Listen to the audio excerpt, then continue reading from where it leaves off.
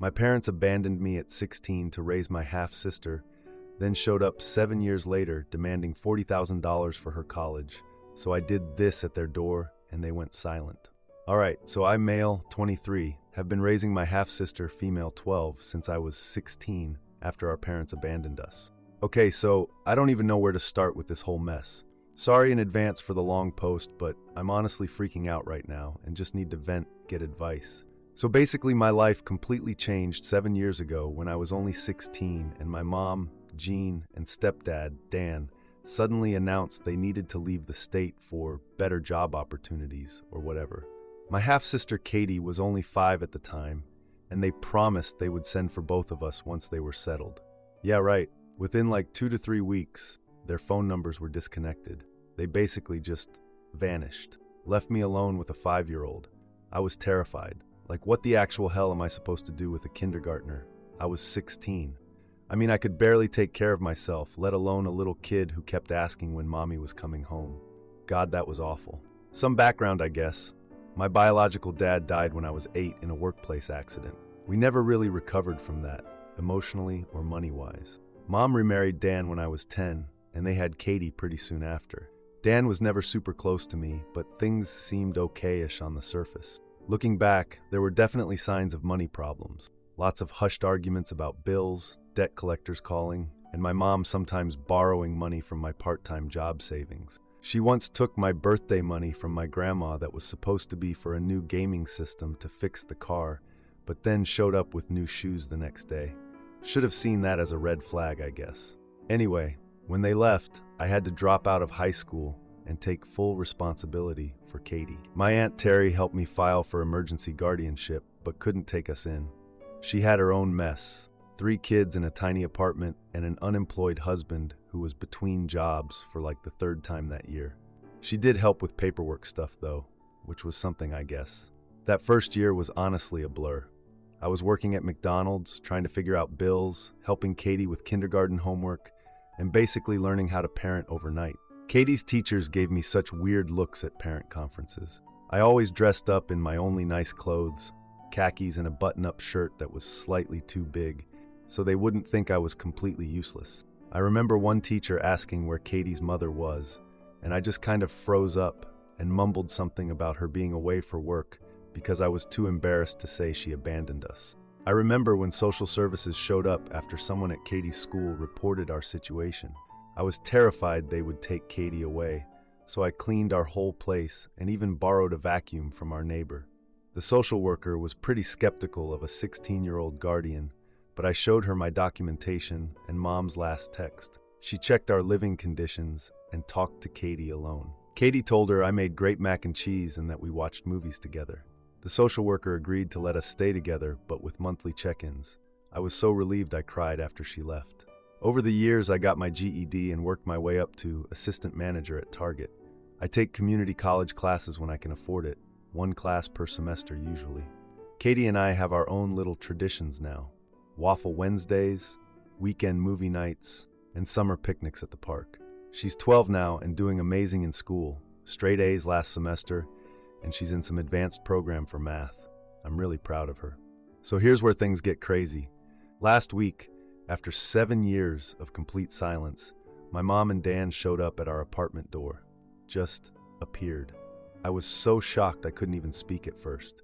Katie didn't even really recognize them. She was 5 when they left, and now she's 12.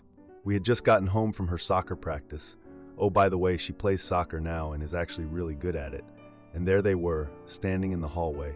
They got all emotional, hugging Katie and telling us how much they missed us. Said they'd been through a lot, but were now ready to be a family again.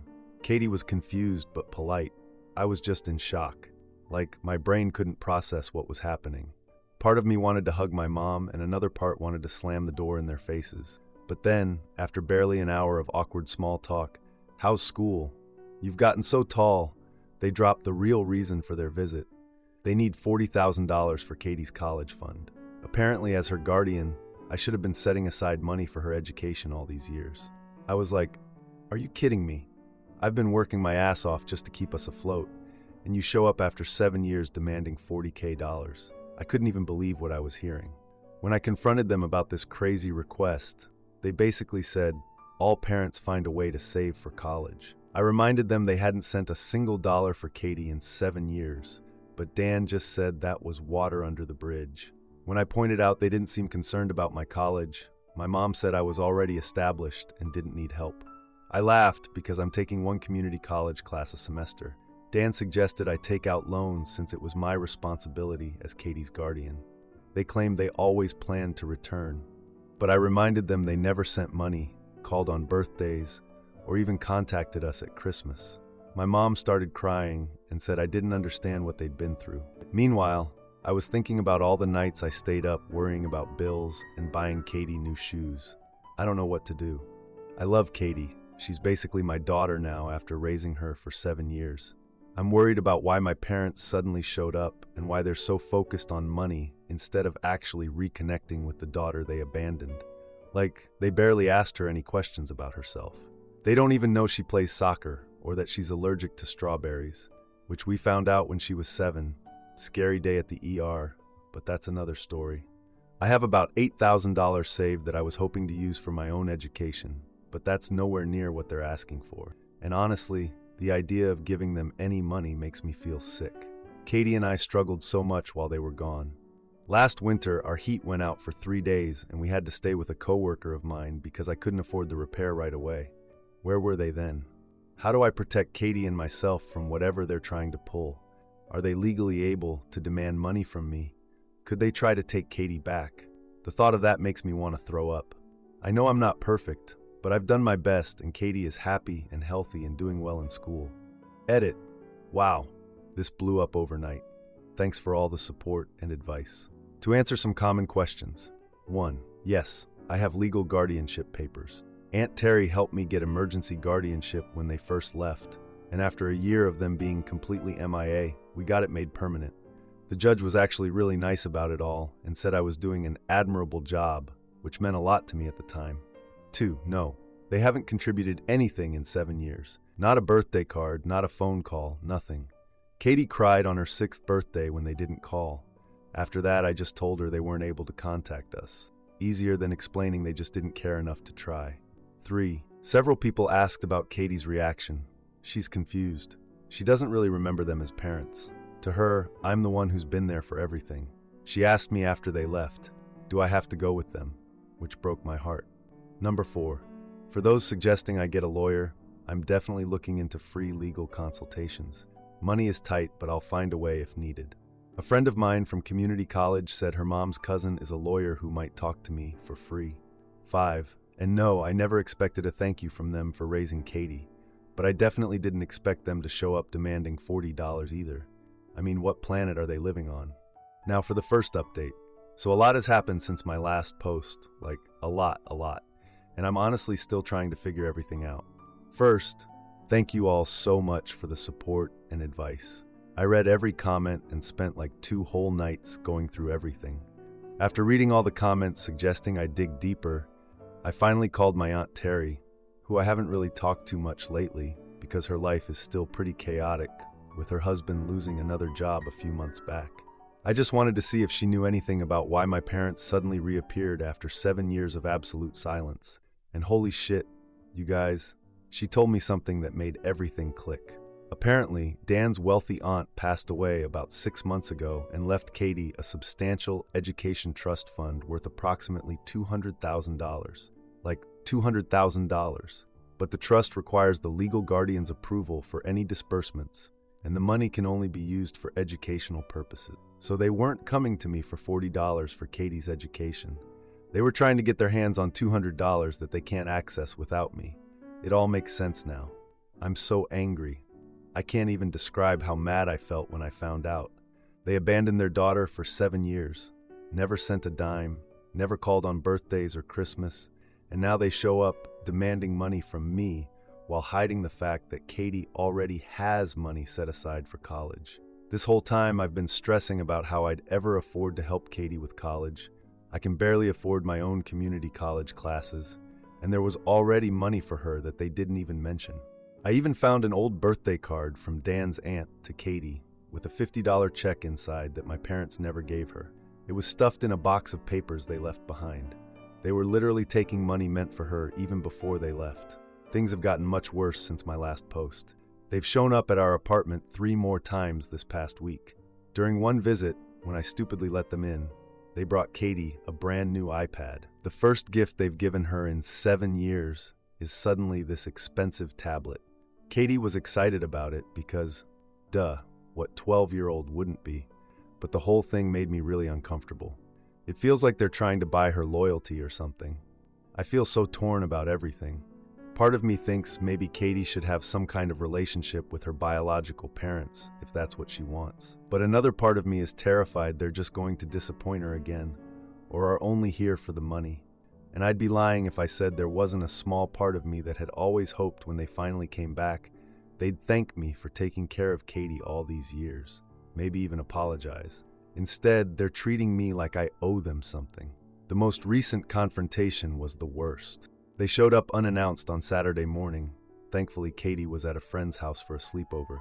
As soon as I opened the door, Dan immediately asked about the money, not even asking how Katie or I were doing.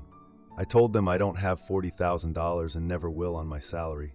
I work at Target, for God's sake. I'm not exactly rich. Then Jean suggested I take out loans, since that's what parents do. I almost laughed at her. I pointed out that they didn't do anything for either of us when they left. Not a single dollar, not a phone call, nothing. Dan got really angry and started pacing around my living room saying they had no choice when they left and were going through a rough time. I asked why they never called or sent money in 7 years if it was just a rough time. Like they couldn't send a birthday card, a text message, anything.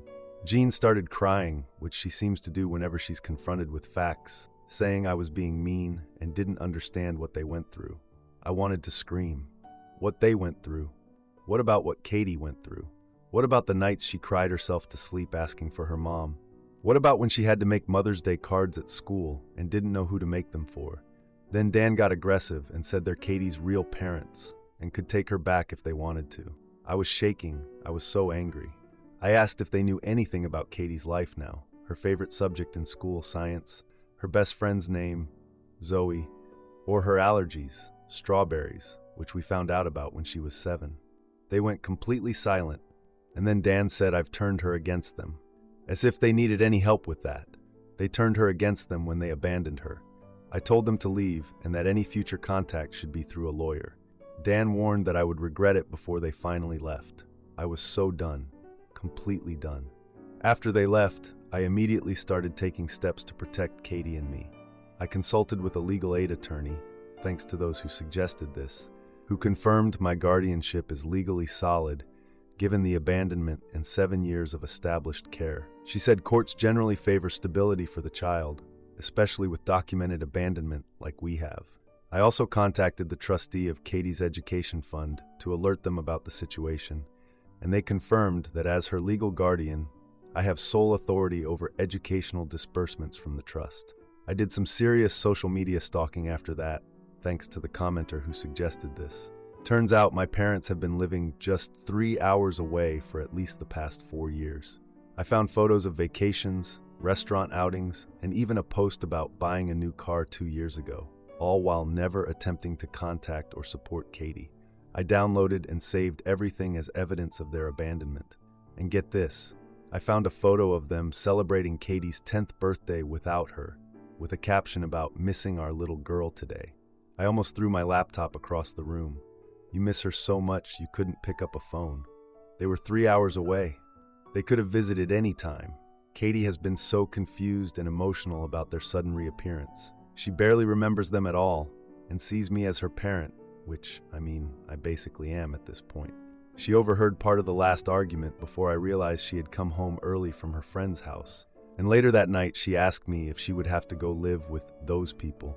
I assured her that wouldn't happen, but honestly, I'm terrified about a potential custody battle, even though the lawyer said we have a strong case. Sometimes I wonder if I'm being selfish by keeping Katie from her biological parents. But then I remember they're the ones who abandoned her. They made that choice. I didn't. I stepped up when I was just a kid myself. I talked to Katie's school counselor, the one who's been helping her with anxiety stuff since last year, and she suggested that if Katie wants to meet with her biological parents, It should be in a controlled setting with a professional present. I'm considering this option, but I'm not sure if my parents would agree. They seem to want everything on their terms. Katie started having nightmares again, just like she did right after they left all those years ago. Last night, I found her sitting in the kitchen at 3 a.m. eating cereal because she couldn't sleep. She asked me if I would ever leave her too. God, that broke my heart. My parents texted last night saying they're coming over tomorrow evening to resolve this situation once and for all, and mentioned bringing paperwork. I have no idea what that means, but it's making me super nervous. I'm gathering all my documentation from the past 7 years. Guardianship papers, school records showing I've been to every parent-teacher conference, medical records, etc. Should I confront them about the trust fund? Or should I pretend I don't know about it to see what they're planning? And how do I protect Katie from all this? She's already dealing with normal 12-year-old stuff, plus the trauma of abandonment, and now all this is happening. Edit. Some people are asking if I'm sure about the trust fund info. Yes, I'm 100% certain. After Aunt Terry told me, I contacted the trust administrator directly, got the contact info from Terry, and they confirmed everything. They couldn't give me specific details about when it was set up, since I wasn't listed on the account until recently, but they did confirm it exists, and that I, as Katie's legal guardian, have control over educational disbursements. Edit 2. A lot of you are suggesting I record the meeting tomorrow. I just looked it up, and my state is a one-party consent state for recordings, so that's definitely something I'm gonna do. Downloading a recording app right now. Edit 3. To those asking why I haven't gone to the police, what exactly would I report? Being awful parents isn't technically a crime. The abandonment happened 7 years ago, and they didn't physically harm us. They just left. And according to my legal aid attorney, the statute of limitations on child abandonment in my state is 3 years. So even if I wanted to pursue criminal charges, it's too late. Edit 4. Someone asked if Katie wants to see them at all. I've tried to talk to her about it, but she's really confused. She says she's curious about them, but also scared. She asked me if they're mad at her for something, which absolutely broke my heart. I told her none of this is her fault, but I can tell she's still processing everything. The last time she saw them, she was 5 years old. She barely remembers them at all. Now for the second update. It's been just over 2 weeks since the meeting with my parents that I mentioned in my last post, and wow, a lot has happened. So after I found out about the trust fund, still can't believe they hid $200 from us while demanding $40 from me. I spent that whole day before their visit basically panicking and preparing at the same time. I barely slept for like 3 nights straight leading up to it. I was so stressed I literally ate half a leftover birthday cake from my coworker Mark's celebration, like not even with a fork sometimes. Just stress eating frosting with my fingers at 2 a.m. while organizing paperwork. Not my proudest moment. I almost called to cancel the meeting like 3 different times that day. I kept going back and forth like, maybe I should just avoid the confrontation. Then no, I need to stand up to them. Then back to, but what if they try to take Katie? And honestly, it was exhausting.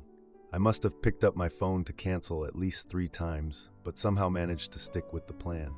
The whole day I was gathering documents and evidence and stuff. I made 3 separate folders of information, which honestly felt a little dramatic while I was doing it, but turned out to be so worth it. I also set up my phone to record the whole conversation, since I looked it up and found out my state is a one-party consent state for recordings, thanks to whoever suggested that in the comments on my last post. For Katie's safety, I arranged for her to stay at our neighbor Mrs. Gonzalez's apartment during the meeting. She watches Katie after school when my shifts run late. I wanted Katie close enough to call if needed, but not in the apartment during what I was pretty sure would be a horrible confrontation. Anyway, my parents showed up at exactly 6 p.m., like suspiciously on time. My mom, Jean, was wearing clothes and jewelry that looked new and expensive. Dan had papers with him. They both looked weirdly confident. I think they were surprised when I just calmly invited them in and offered coffee. I could tell they were expecting me to be all defensive right away. I mean, I was defensive, but I was trying really hard not to show it. I noticed my mom had this fresh manicure and was carrying a super expensive handbag. Like, I'm not great with brands or whatever, but it definitely wasn't the kind of bag you buy at Target, where I work. Seeing those details made me even more pissed about them demanding money from me when they've obviously been living just fine all these years. We did this awkward small talk thing for like 5 minutes before Dan finally pulled out some documents and told me they were giving me a chance to do the right thing. He showed me papers outlining a payment plan for the $40,000 they claimed I owed for Katie's education. Their offer was that I would need to make an immediate payment of $10,000 followed by monthly payments until it was paid off. I asked what would happen if I couldn't pay this just to see what they'd say. My mom got serious and told me they would have no choice but to seek legal custody of Katie since they were her real parents. She actually used those words, real parents, like I haven't been the one raising Katie for 7 years while they were off doing whatever. This is where things get good or bad depending on how you look at it, I guess. I just nodded and got up really calmly. I could tell they thought I was giving in or something because my mom got this little smile on her face. But I walked over to my kitchen counter and picked up the 3 folders I had prepared. Dan asked what those were and suddenly looked nervous, which honestly felt pretty satisfying. I placed the first folder on the table. It was labeled Abandonment Documentation. Yeah, I actually made labels for these folders. I was committed. I opened it to show police reports from when they disappeared, all the custody paperwork, returned mail that came back when I tried to find them, everything. My mom tried to interrupt, but I just held up my hand and kept going. I told her I wasn't finished. Then I put down the second folder, labeled Financial Records, with like 7 years of receipts and expenses for Katie. Everything from school supplies to doctor visits to the new shoes she needed literally every 6 months because kids grow so fast. I had calculated the total at the bottom, $168,432. Dan started fidgeting and said they didn't have time for this, but I just ignored him. The third folder is what really shut them up. It was labeled Katie's Trust Fund, and when I put it down, they both went completely silent. They looked at each other with this panicked expression, and I knew right then that Aunt Terry was right about everything. I told them I knew about the $200,000 education trust from Dan's aunt. I explained that I'd already spoken to the trustee, who confirmed that only Katie's legal guardian, which is ME, can authorize any disbursements from the fund. Their faces just dropped. Then, I played a voice memo from Katie, where she said she wanted to stay with me and was scared of them. I know that was maybe a little manipulative, but I wanted them to hear directly from her. Dan stood up and started yelling that I'd turned Katie against them. I stayed super calm and showed them a timeline I'd made of their social media posts during the years they were gone. I had screenshots of them on vacation in Cancun 3 years ago, posting about their new car 2 years ago, even a picture of them celebrating Katie's 10th birthday without her with some caption about missing her.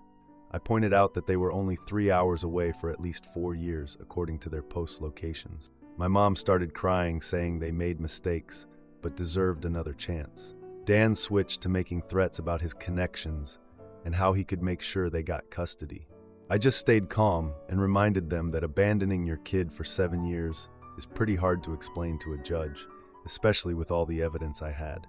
I also mentioned that I'd already consulted with a lawyer, which wasn't totally true.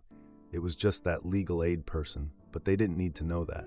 The moment that really ended it all was when I stood up, walked to the front door, and opened it. Then I handed them an invoice for $168,432, itemized with 7 years of housing, food, clothing, school supplies, medical expenses, and childcare for Katie. I told them if we're discussing money owed for raising Katie, let's start here. They just stood there looking shocked. Dan's face turned so red, and my mom actually looked ashamed for like the first time ever. They didn't say another word. They just left. So that was 2 weeks ago. And they haven't contacted us since. I honestly don't know if they will, but I'm kind of prepared for anything at this point. I met with the trust fund administrator last week, who assured me the money is secure and can only be used for Katie's education. She actually suggested that a small portion could potentially be used for my education too, since I sacrificed my own opportunities to raise Katie. I'm thinking about it, but feel weird about using any of her money, even though I literally gave up my education to raise her. I don't know. It's complicated. Katie's been seeing her school counselor twice a week to process everything. She was really confused at first about her feelings toward her bio parents. She kept asking me questions about what they were like before they left, why they left, stuff like that. I've tried to be honest without completely trashing them, even though they deserve it. I told her that if she ever wants a relationship with them someday, I'll support her, but it would need to happen slowly and safely. I still have really mixed feelings about everything. Like, I'm proud I stood up for us, but I'm also sad, you know? Part of me actually hoped they came back because they genuinely wanted to reconnect with Katie. That maybe once they realized they couldn't get the money, they'd still want to build some kind of relationship with her, on her terms. But I guess that was naive. I found myself looking through old family photos the other night after Katie went to bed. There's this one picture from when Katie was about 3, and we're all at some park, and everyone looks so happy. It's hard to connect those people in the photos with the ones who showed up at our door demanding money. Like, were they always this way, and I just didn't see it? Or did something change them? I know it doesn't really matter now, but I still wonder sometimes. Aunt Terry has been calling more regularly since everything happened. She keeps offering to help out more, saying she regrets not being more involved over the years. It's nice, I guess, but I'm pretty cautious about depending on family at this point. I mean, I've basically been doing this on my own for 7 years, and we've been fine. But also, having some actual family support feels kind of nice. I don't know, it's weird. Anyway, on a happier note, last weekend Katie and I took a trip to Splash Zone, this amusement park about 2 hours away, to celebrate. It's something I've wanted to do for years, but could never justify spending the money on. We rode every roller coaster twice and ate so much junk food we both felt sick after.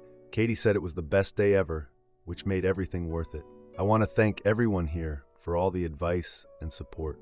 I honestly don't think I would have had the courage to stand up to them like that without all your suggestions and encouragement. It's crazy to think about how I went from being a terrified 16-year-old, suddenly responsible for a 5-year-old, to someone who could actually stand my ground against them. I don't know what the future holds, but for the first time in a long time, I'm not constantly worried about money or someone trying to take Katie away. We're gonna be okay. Edit. Some people are asking if I'm still worried about them trying to get custody. Honestly, a little. But the legal aid lawyer was pretty confident that no judge would remove Katie from a stable home with me, her guardian for 7 years, to place her with parents who abandoned her, especially with all the documentation I have. Plus, Katie is 12 now, which means the court would take her preference into account. Edit 2. A lot of you are saying I should use some of the trust fund money for my education. I'm still thinking about it. The trust administrator explained that since furthering my education directly benefits Katie by improving our household income, there's precedent for using a portion this way. I might take a few more classes next semester and see how it goes.